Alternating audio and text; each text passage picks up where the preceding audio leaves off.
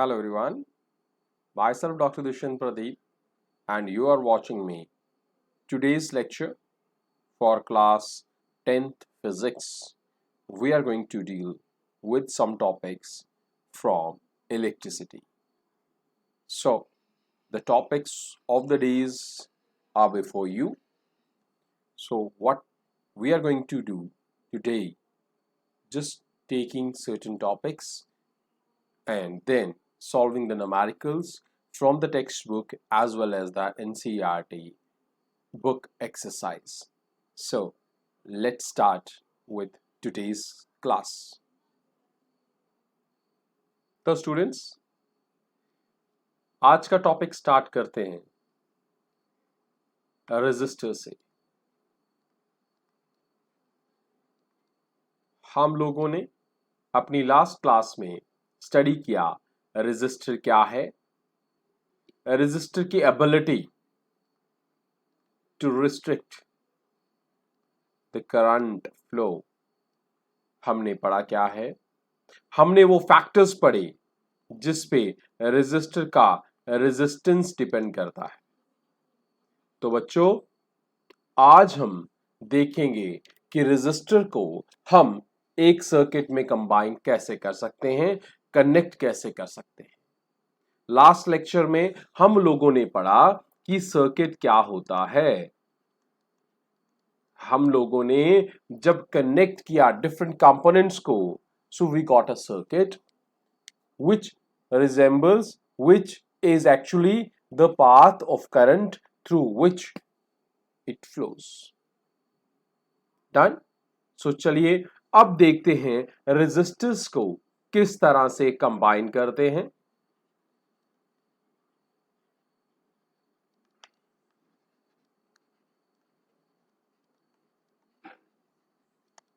Combination of resistors. So बच्चों, on the journal there are two combinations. One, that is series combination.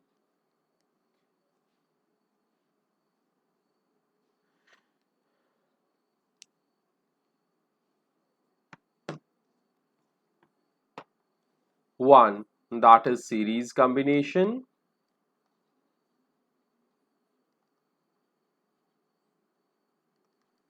Second one is parallel combination.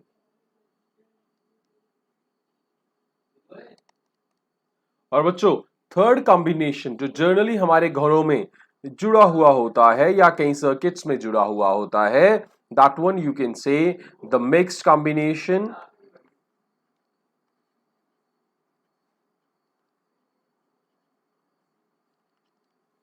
Mixed combination में क्या होता है, आपके circuit में कुछ एलिमेंट्स जो हैं, कुछ कंपोनेंट्स जो हैं, they are connected in series and some of them they are connected in parallel. तो आज हम अपने लेक्चर्स में सबसे पहले लेते हैं सीरीज कॉम्बिनेशन। क्या है भाई सीरीज कॉम्बिनेशन, इसके फीचर्स क्या हैं और इसकी डिसएडवांटेजेस क्या है। सीरीज, सीरीज का मतलब होता है बच्चों 1 to 1, मींस एक एंड से दूसरी एंड की तरफ जब आप जुड़ते हो तो 1 to 1 कनेक्शन बना हुआ होता है, एंड टू एंड कनेक्शन बना हुआ होता है दो रेजिस्टर्स में।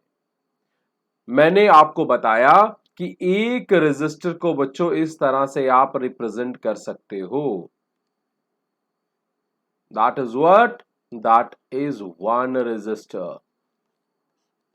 ये क्या है, एक कार्बन रेजिस्टर। तो सीरीज कॉम्बिनेशन की जब हम बात करते हैं बच्चों, तो सीरीज कॉम्बिनेशन का नाम ही है end to end connections, end to end connections. इसका मतलब है एक रेजिस्टर का एक एंड जुड़ेगा दूसरे रेजिस्टर के पहले एंड से, आर सो ऑन। एग्जाम्पल लेके डायग्राम के साथ बताता हूं मैं आपको।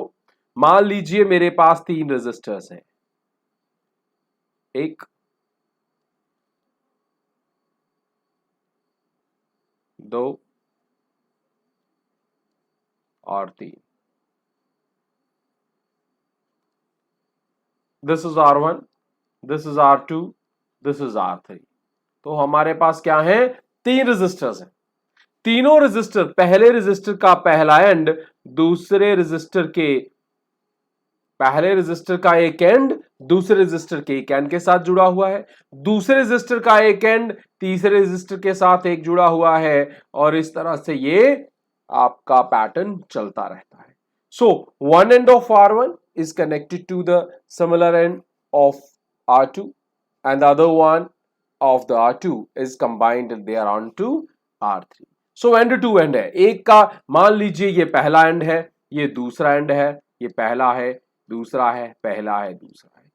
पहले का दूसरा एंड दूसरे के पहले से जुड़ गया, पहले दूसरे का दूसरा तीसरे के पहले से जुड़ गया, इस तरह से एक सीरीज बनती गई। अब बात याद रखिएगा, मेरी बात हमेशा याद रखना है आप लोगों ने बच्चों, कि आप लोग सबसे बड़ी बात यह है कि सीरीज में डिवीजन ऑफ करंट पॉसिबल नहीं होता। क्या है, सीरीज में डिवीजन ऑफ करंट पॉसिबल नहीं होता। अगर आपके पास ये 3 रेजिस्टर्स हैं, मान लीजिए इसे सर्किट में इंट्रोड्यूस करते हैं। Place a battery, small battery here, which is the combination of few of the cells. This is positive, this is negative battery. This battery is having a voltage V net. अब इस circuit में current का flow ध्यान से देखिएगा बच्चों, तीनों R1, R2, R3 का रेजिस्टर सेम हो सकता है या डिफरेंट हो सकता है, लेकिन तीनों में करंट I मतलब सेम करंट ही फ्लो करेगा। अब बच्चों करंट सेम फ्लो कर रहा है, हम लोगों ने पढ़ा हुआ है कि potential difference is equal to current into resistance.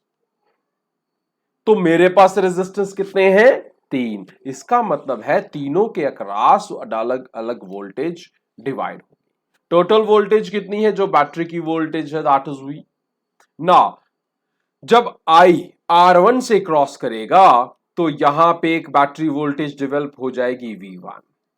इसी तरह जब R2 से करेगा तो हमारे पास बन जाएगी V2। जब R3 से करेगा तो हमारे पास हो जाएगी V3। अब ध्यान से देखो मैंने क्या किया, मैंने अब सबसे पहले V1 को देखना है। ये V1 किसके बराबर है बच्चों, ध्यान से देखना, V1 किसके बराबर है, I तो सिमिलर है R1 के बराबर है। V1 is equal to IR1। क्यों, क्योंकि IR1 के प्रोडक्ट पे डिपेंड करेगा कि कितनी पोटेंशियल R1 के अक्रॉस डेवलप है। मींस बच्चों जितने भी रेजिस्टर्स हैं उन सब के बैग्स होंगे check, will be IR3। Done. 3 resistors, 3 potential drops V1, V2, V3 and 3 values of potential drops। अब बात एक रह गई कि V जो है that is now the sum of these voltages, these potentials. तो हमारे पास क्या हो गया बच्चों, V इसके बराबर हो गया। लेकिन मैंने तो अभी ये पढ़ा कि V1 IR1 के बराबर है, V2 IR2 के बराबर है और V3 IR3 के बराबर है। ठीक है, तीनों में क्या हो गया, I क्या हो गया कॉमन, अंदर क्या बच गया, R1 प्लस R2 प्लस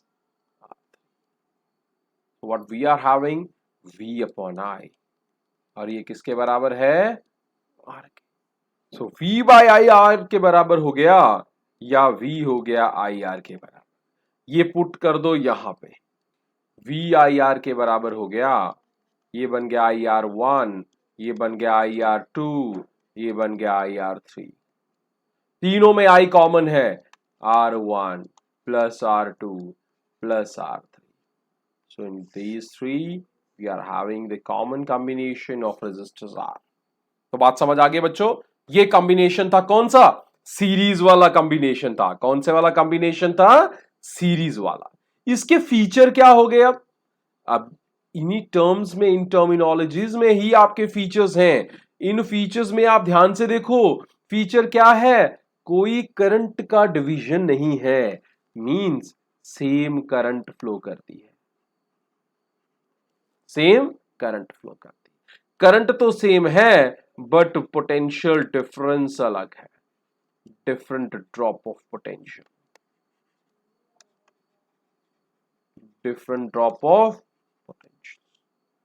अगर पोटेंशियल डिफरेंस अलग अलग है, इसका मतलब है हर रेजिस्टर के अक्रॉस डिफरेंट वोल्टेज डेवलप होगी। अब इसकी डिसएडवांटेजेस क्या है?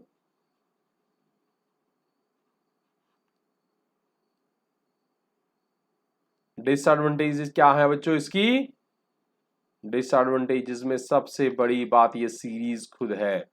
मींस अगर बच्चों इस सीरीज में 3 रेजिस्टर्स लगे हैं, एक भी रेजिस्टर अगर गड़बड़ हो गया, खराब हो गया, माल फंक्शनिंग हो गया, सो क्या हो जाएगा? रास्ता ही ब्लॉक हो गया, क्योंकि तीनों का रास्ता सेम है।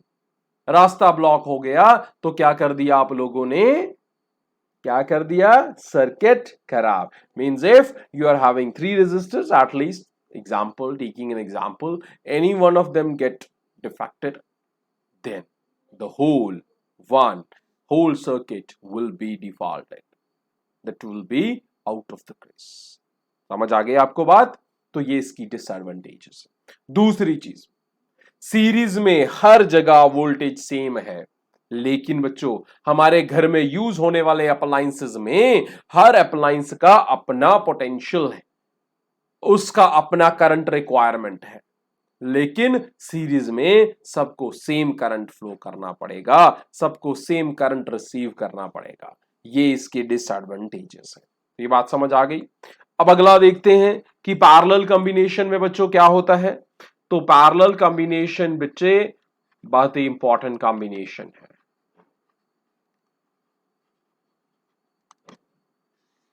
पैरेलल कॉम्बिनेशन में क्या हुआ? पैरेलल कॉम्बिनेशन में एक एंड सभी रेजिस्टर्स का एक जगह ज्वाइन कर देना है और दूसरे एंड पे, दूसरे पॉइंट पे जो बचा हुआ दूसरा एंड है रेजिस्टर का, वो ज्वाइन कर लेना है। मान लीजिए आपके पास है 3 रेजिस्टर्स R1, R2, R3। इन सब के पहले वाले पॉइंट्स जो हैं, इन सबको कंबाइन कर लो, दूसरे वाले पॉइंट्स जो हैं उनको कंबाइन कर लो। बच्चों ये जो कंबाइनिंग लीड है मिल जाएगी आपको, दैट विल बी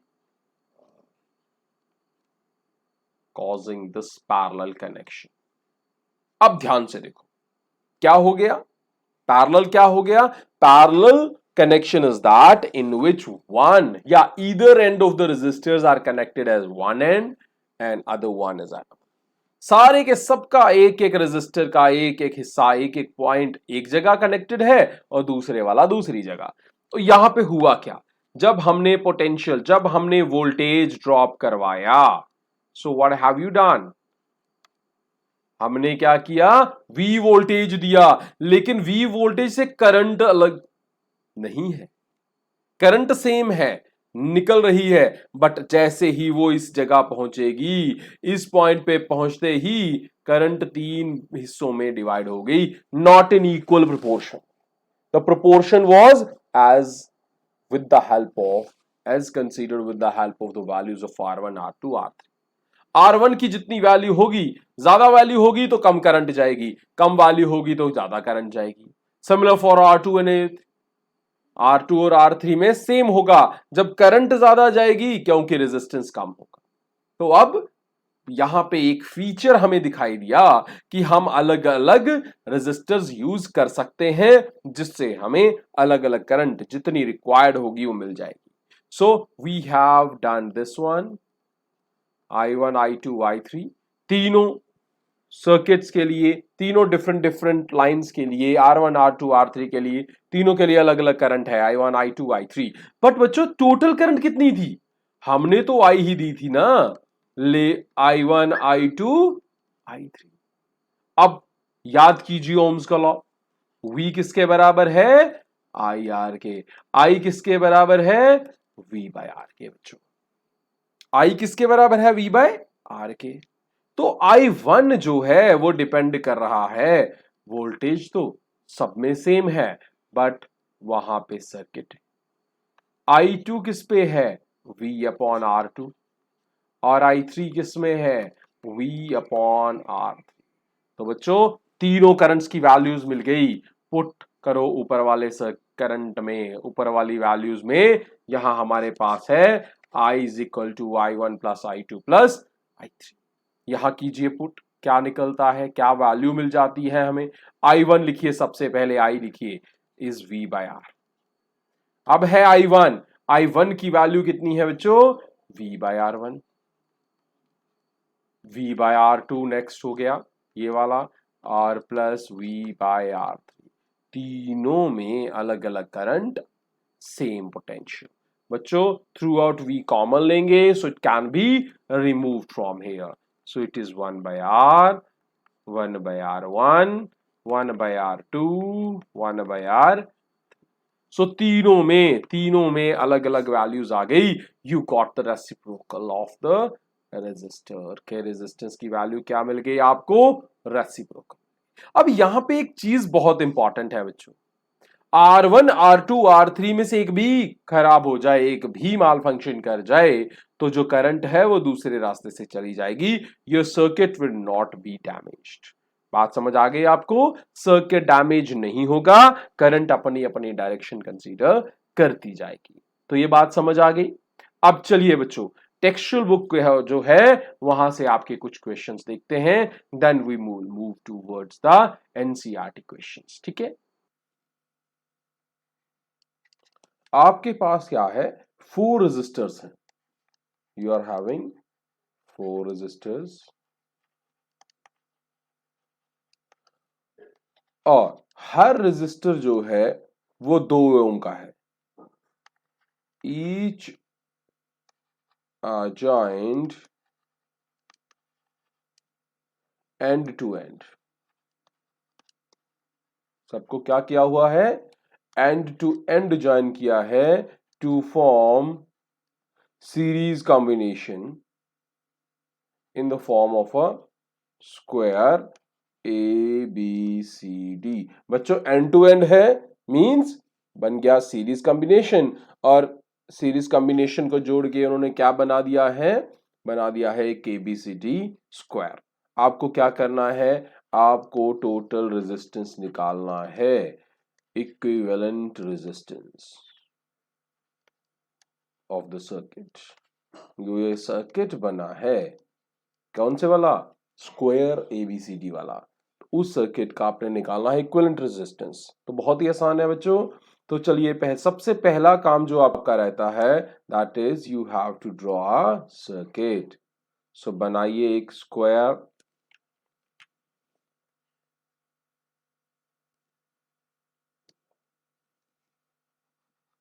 स्क्वायर क्या होता है बच्चों, जिसकी सारी साइडें क्या हों, बराबर हों। अब आपके पास एक सर्किट है जिसमें आपके पास सारे के सारे रेजिस्टर्स वो क्या हैं, क्या है बच्चों, आपके इक्वल हैं। चलिए मान लेते हैं आपके पास एक R1 है, एक R2 है, एक R3 है, एक R4 है। तो चलिए अब आपको R1 R2 R3 R4 सब दिए गए हैं, और सबकी वैल्यू कितनी है, इक्वल है। किसके इक्वल है, R4, सारे इक्वल हैं, और सबकी वैल्यू कितनी है बच्चों, 2 ओम है। अब जब इनका हम निकालेंगे सीरीज कॉम्बिनेशन, क्या निकालेंगे, सीरीज कॉम्बिनेशन किसी भी 2 रेजिस्टर्स का, तो आप इन्हें क्या कर लोगे, इक्विवेलेंट रेजिस्टेंस किसी भी कॉम्बिनेशन बिटवीन एनी 2 एडजेसेंट्स। तो आपने क्या करना है बच्चों, इक्विवेलेंट रेजिस्टेंस निकाल लेना है, किस किस का निकालना है, R1 R2 R3 का। तो बस आपने क्या कर लेना है, इन सबको कर लेना है ऐड। तो बहुत ही आसान है, you would gate 6 ohm resistance. ठीक है बच्चों। अब यहां पे काम है, जब ये 3 R1 R2 R3 आपने सीरीज में ले लिए, तो इन सब का सीरीज कॉम्बिनेशन जो है वो अब हो जाएगा पैरेलल विद R3 R4, जिसे भी आप 3 को ले लें। हमने पहले 3 ले लिए, तो अब इन तीनों की जगह आ गया ये एक सीरीज रेजिस्टर। अब बचा हुआ जो चौथा है वो बन जाएगा यहाँ पे, और बच्चों ये दोनों क्या हो गए,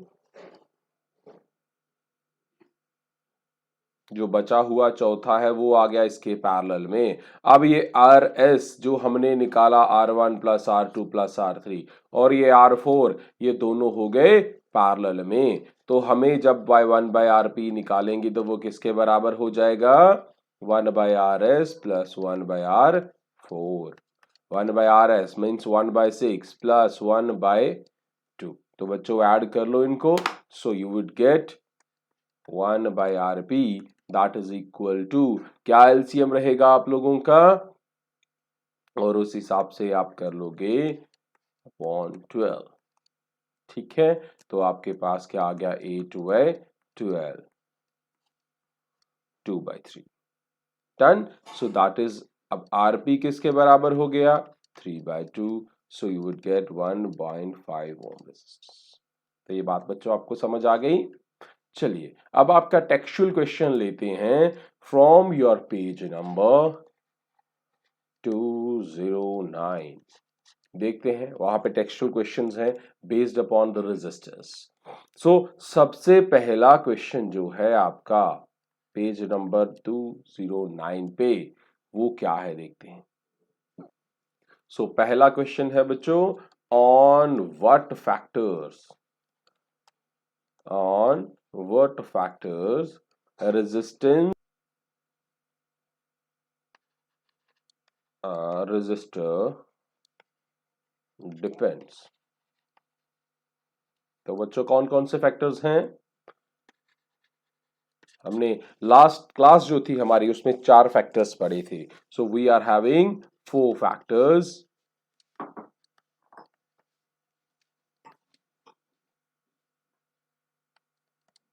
कौन कौन सा, पहला फैक्टर है बच्चों, it depends upon the length of the conductor, और कैसे डिपेंड करता है बच्चों, directly proportional to length.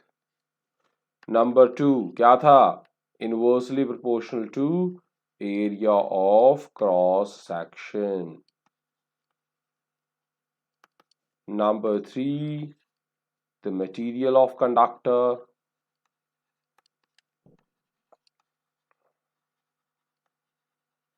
And number 4 temperature.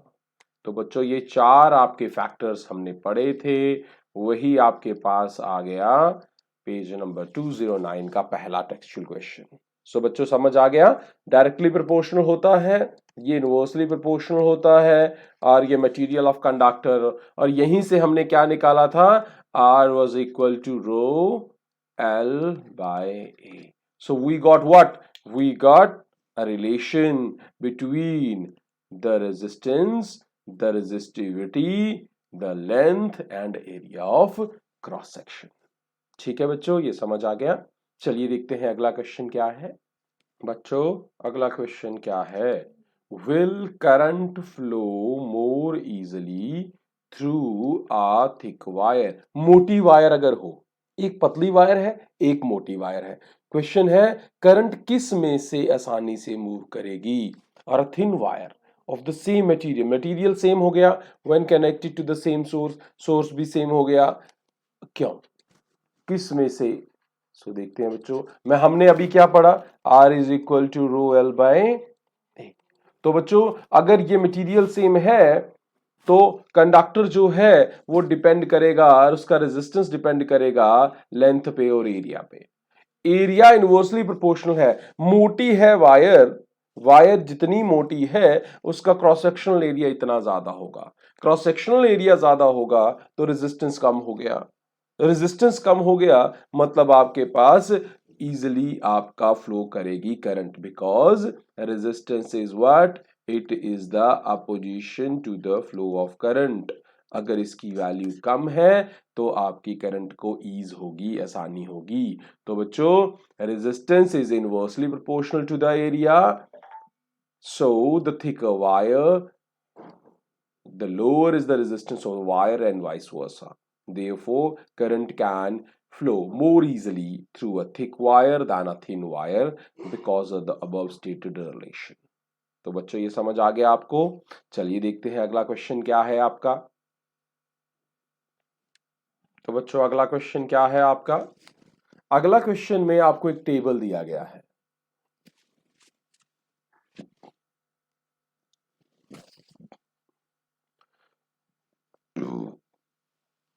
तो बच्चों अगला क्वेश्चन क्या है। अगले क्वेश्चन में आपको एक टेबल दिया गया है। आपने उस टेबल को देख के कुछ आंसर्स देने हैं। पहला क्वेश्चन है which among iron and mercury is best conductor. देखना है आपको कि आयरन और मर्क्यूरी में से बेस्ट कंडक्टर कौन है। तो बच्चों उसके लिए आप देखें आयरन कहाँ एग्जिस्ट करता है।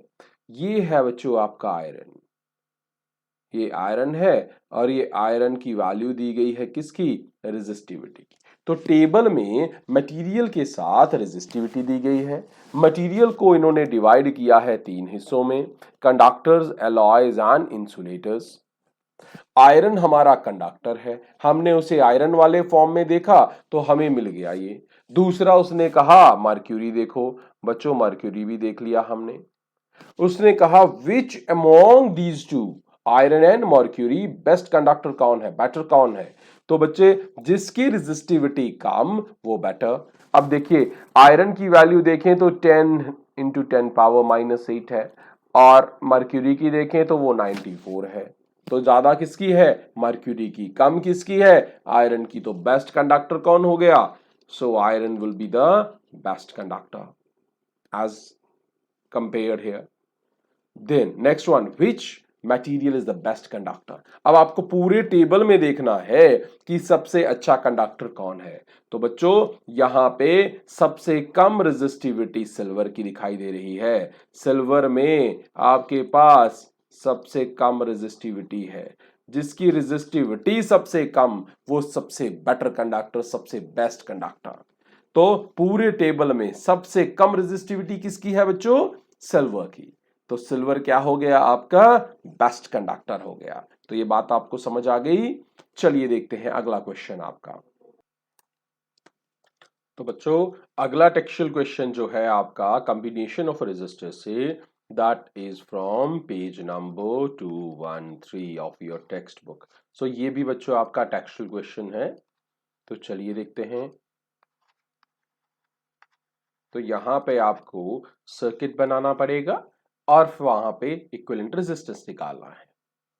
तो बच्चों ये रहा आपका अगला question. Draw a schematic diagram of a circuit. आपको एक डायग्राम बनानी है जो वेल लेवल्ड हो, of circuit consisting of a battery. आपके पास बच्चों बैटरी कितनी है, जिसमें तीन कॉइल हैं, किसकी, 3 cells of 2 volt each। Mean तो बैटरी कितनी है बच्चों, 3 सेल्स हैं जिसमें 2 वोल्ट के। तो टोटल कितनी हो गई, 6 वोल्ट की बैटरी हो गई। 5 ओम रेजिस्टर, 5 ओम का रेजिस्टर है। 8 ohm resistor, 12 ohm resistor, plug key, all are connected in series. चलिए देखते हैं। तो हमारे पास क्या, सबसे पहले डायग्राम ही आपका क्वेश्चन ही स्कीमेटिक डायग्राम का है। आपको कोई सॉल्यूशन नहीं निकालना, आपको कोई मैथमेटिक्स नहीं करना। So draw schematic diagram of a circuit consisting of a battery of 3 cells of 2 volt each। सबसे पहले रेजिस्टर्स लीजिए। पहला रेजिस्टर हम ले लेते हैं 5 ओम का। 8 ओम रेजिस्टर दूसरा बच्चों ले लेते हैं हम 8 ओम का रेजिस्टर। तीसरा है 12 ओम का रेजिस्टर। 8 ओम, 12 ओम, तीनों रेजिस्टर लग गए।